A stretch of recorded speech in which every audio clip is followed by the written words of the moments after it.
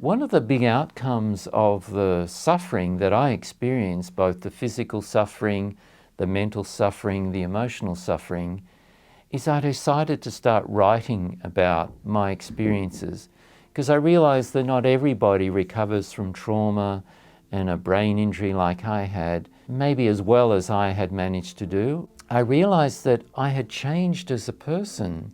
I wondered why that was, and I realized it was something to do with the suffering I'd been through.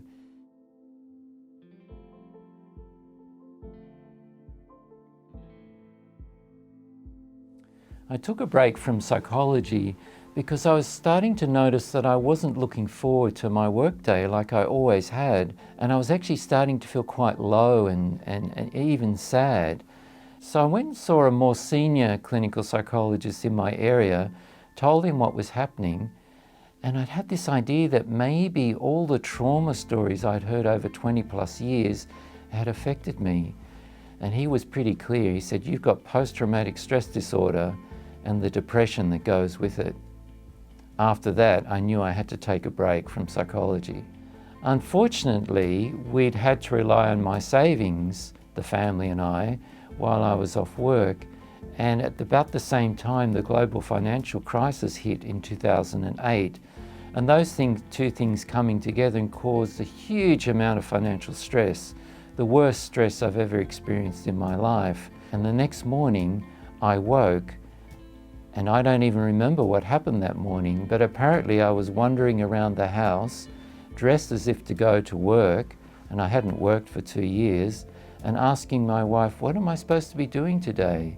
She rushed me to hospital, extremely worried, and they weren't sure what was wrong with me either. I seemed to have this amnesia. It wasn't until 3 weeks later that a brain MRI revealed that I'd actually had a left-sided stroke. Because I understood that neuroplasticity was a thing that worked, and it was a matter of focusing your attention in certain ways, and it would change the way the brain worked, I looked at other ways of improving my brain function. I discovered that dancing was one of the best physical activities you could do to improve brain health. So dancing incorporates motor activity, incorporates planning, it incorporates being in touch with your emotions. When you're partner dancing, you also have to synchronize with the other person, and being in tune with another person is actually very healing and very uplifting. So dancing became one of my go-to physical activities for getting well. When I dance, it's joy that I mostly experience. It's joy that just keeps me coming back and being with others. As a reward for finishing my new book, The Power of Suffering, I was able to go on a dance tour to Cuba with my regular dance teacher. What impressed me most about Cuba was the music, the love of music. It's just everywhere. And often, wherever you hear music, somebody dances. As a highlight of my trip, I'd planned to do a dance sequence where I would dance with our dance teacher in Santiago, and we would go to a really beautiful place, and it would be sort of romantic, and we would just dance this dance routine that we had done. And that really was the highlight of Cuba for me, to do a duo with my main dance teacher.